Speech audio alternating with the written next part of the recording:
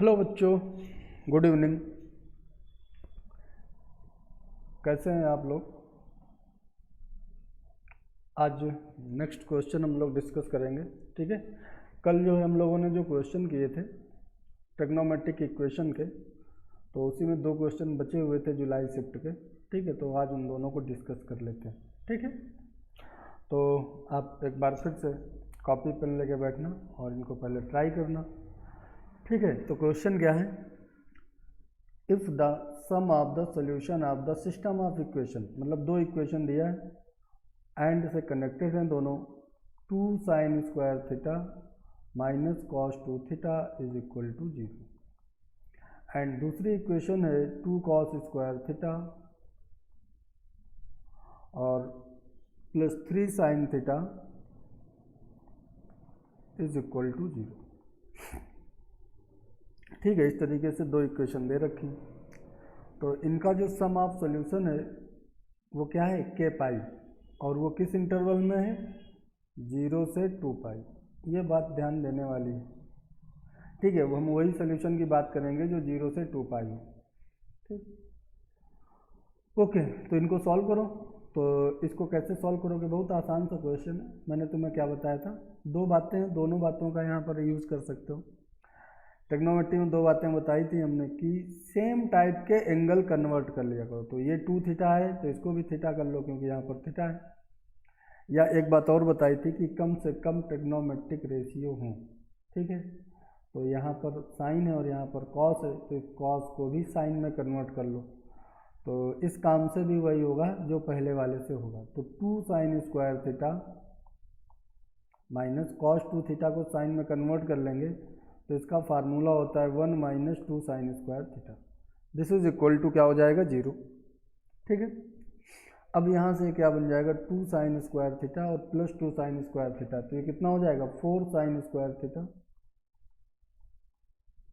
Minus 1 is equal to 0।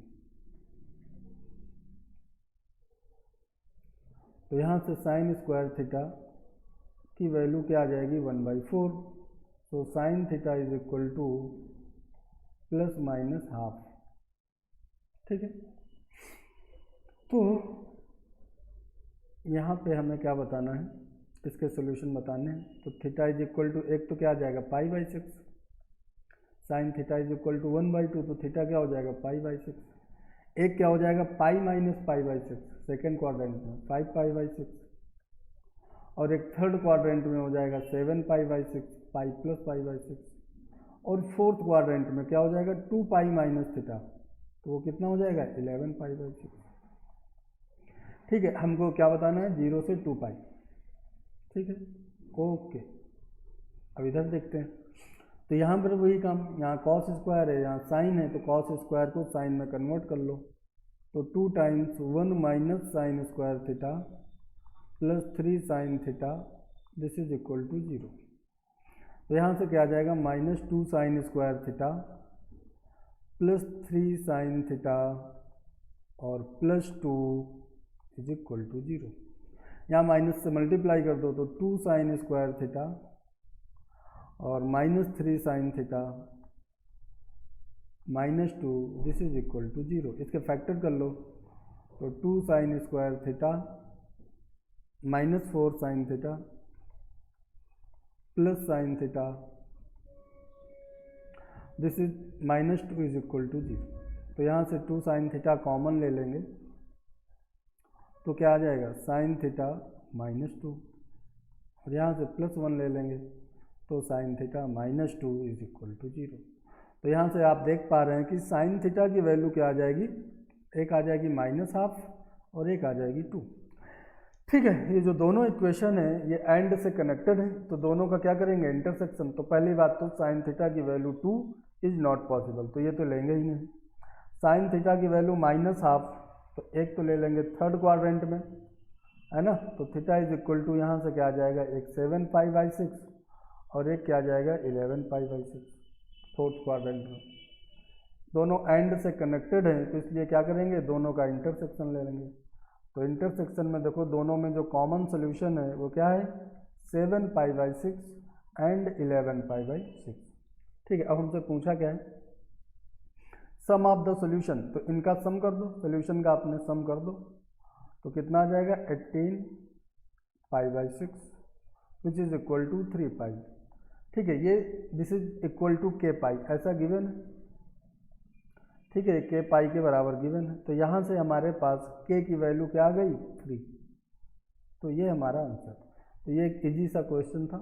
ठीक है, बस कुछ बातें ध्यान देने वाली होती हैं कि कहाँ पे एंगल बताना है, कहाँ पे नहीं बताना है। ठीक है ना, तो इन बातों का ध्यान में रखेंगे तो ईजिली आ जाएगा। Okay, let's move forward. Fourth question.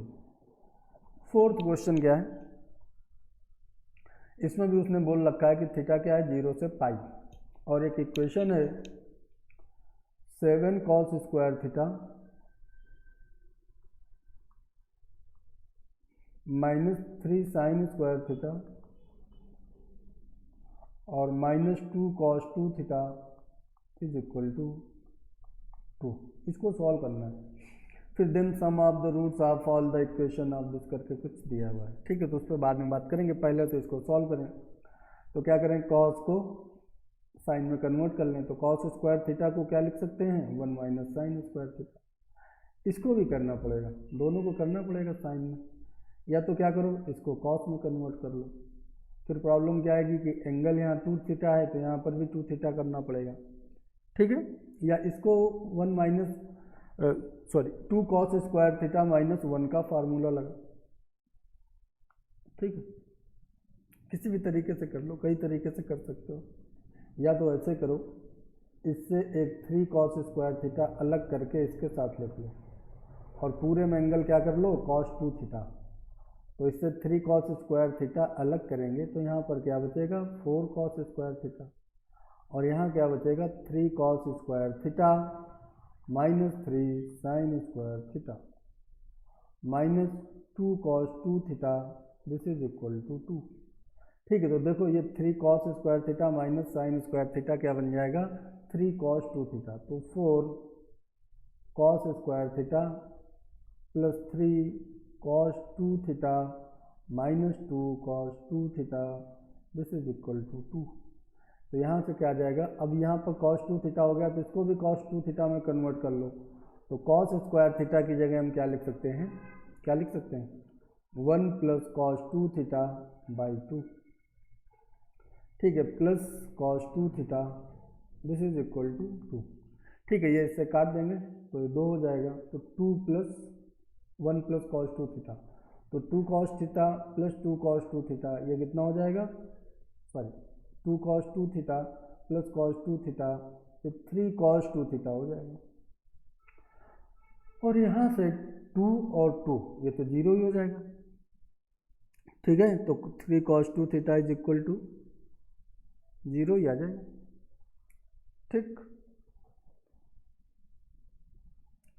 सही है ना, थोड़ा गड़बड़ लिख लिया, ये cos स्क्वायर है, यहाँ पर क्या है ये स्क्वायर है। ठीक है, तो ये क्या हो जाएगा 2 cos स्क्वायर 2 थीटा। ठीक, कोई बात नहीं, तो इस स्टेप को भी हटा देते हैं। हाँ, तो 4 cos स्क्वायर थीटा, 4 को cos स्क्वायर थीटा को क्या लिखेंगे 1 प्लस cos 2 थीटा बाई 2। ठीक है, plus 3 cos 2 theta minus 2 cos square 2 theta this is equal to 2। तो यहाँ से इसको काट दो तो 2 आ जाएगा, तो 2 cos 2 theta plus 3 cos 2 theta कितना हो जाएगा 5 cos 2 थीटा, और यहाँ से ये क्या हो जाएगा -2 cos square 2 theta plus 5 cos 2 theta, और यहाँ से प्लस का 2 और ये 2 ये कट के क्या हो जाएगा 0। अब हम इससे क्या करेंगे cos 2 थीटा कॉमन ले लो, तो cos 2 थीटा कॉमन ले लेंगे तो क्या बचेगा 5 minus 2 cos 2 theta this is equal to 0। तो यहाँ से हमारे पास क्या आ जाएगा, इधर cos 2 theta is equal to 0 और cos 2 theta is equal to 5/2। तो cos 2, तो ये तो पॉसिबल नहीं है क्योंकि ये वैल्यू क्या हो जाएगी 1 से बड़ी हो जाएगी, है ना। तो cos 2 theta is equal to 0, so 2 theta is equal to 2n+1 π/2। ठीक है, तो थीटा इज इक्वल टू क्या हो जाएगा, थीटा इज इक्वल टू हो जाएगा 2n+1 π/4। n belongs to integer. तो हमको कहाँ पे सोल्यूशन बताने हैं, हमको सोल्यूशन बताने हैं 0 से 2 पाई में। तो n की वैल्यू 0 डाल दोगे तो थीटा की वैल्यू एक क्या आ जाएगी, π/4 आ जाएगी। ठीक है, फिर n की वैल्यू हम 1 डाल देंगे तो कितना आ जाएगा, 3π/4 आ जाएगा। ठीक है, फिर इसी तरीके से 2 डाल दोगे तो कितना आ जाएगा, 5π/4 आ जाएगा। फिर 3 डाल दोगे तो कितना आ जाएगा, 7π/4। ठीक है, ध्यान रहे 2 पाई से ज़्यादा नहीं हो। ठीक है, 0 और 2 पाई के बीच में ही होना चाहिए, निगेटिव भी नहीं डालेंगे क्योंकि निगेटिव नहीं चलेगा। ठीक है, अब क्वेश्चन देखो, अब क्वेश्चन का असली मजा है। उसने क्या बोला है, then the sum of roots of this equation. तो इक्वेशन क्या है, x² minus 2 tan square theta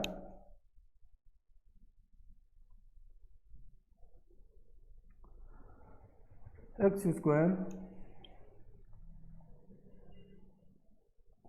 minus 2 tan square theta plus cot square theta x, ऐसे कुछ है, plus 6 sine square theta is equal to 0, plus 6 sine square theta is equal to 0। ठीक है, अब इसमें सम ऑफ रूट्स, तो सम ऑफ रूट्स अगर हम निकालें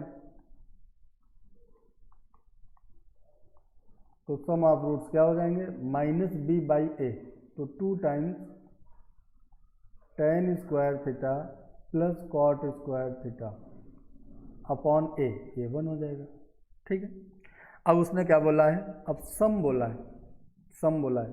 ठीक है, तो जितने रूट आएंगे then sum of the roots of this equation, theta belongs to s। ठीक है, तो यहाँ पर एक बार π/4 रखोगे तो एक आ जाएगा, फिर एक बार 3π/4 रखोगे तो कुछ आएगा, 5π/4 रखोगे तो कुछ आएगा। तो उनका क्या करेंगे, सबका सम करेंगे। ठीक है ना, तो देखो जब π/4 रखोगे तो कितना आएगा, 1 1, तो 1 + 1 2, तो 4 आ जाएगा।